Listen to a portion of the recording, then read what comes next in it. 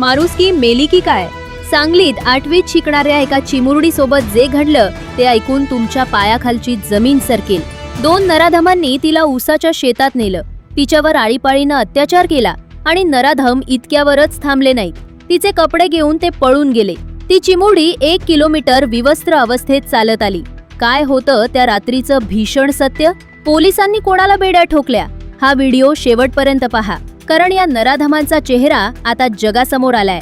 नमस्कार, ब्रेकिंग बातम्यांसाठी तुमचं विश्वसनीय न्यूज चॅनल लोकबज मराठीला सबस्क्राईब करा। 18 डिसेंबर रोजी सांगली जिल्ह्यातील ईश्वरपूर परिसरातून एक अत्यंत संतापजनक बातमी समोर आलीये। 8वीत शिकणारी एक अल्पवयीन मुलगी रात्रीच्या वेळी घराबाहेर असताना पोलीस रेकॉर्डवरील 2 सराईत गुन्हेगारांनी तिचे अपहरण केले।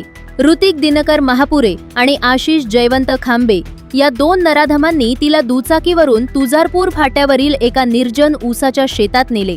तिथे या दोघांनी तिच्यावर आळीपाळीनं सामूहिक बलात्कार केला। एवढ्यावरच या नराधमांचे मन भरले नाही, तर त्यांनी पीडितेचे कपडे स्वतःसोबत नेले आणि तिला तिथेच विवस्त्र अवस्थेत सोडून पळ काढला। पीडित मुलगी त्या भीषण परिस्थितीत रात्रीच्या अंधारात विवस्त्र अवस्थेत जवळपास 1 किलोमीटर चालत शहराच्या दिशेने आली। रस्त्यावरील काही जागरूक नागरिकांनी तिची अवस्था पाहून तिला तातडीनं कपडे दिले आणि पोलिसांना पाचारण केले। पोलिसांनी या घटनेचं गांभीर्य ओळखून रात्रीतच तपास चक्र फिरवले आणि दोन्ही आरोपींना बेड्या ठोकल्या आहेत।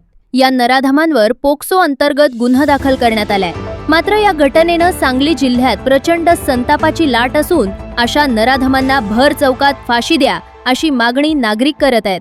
आपल्या मुलींच्या सुरक्षिततेचा प्रश्न पुन्हा एकदा ऐरणीवर आलाय।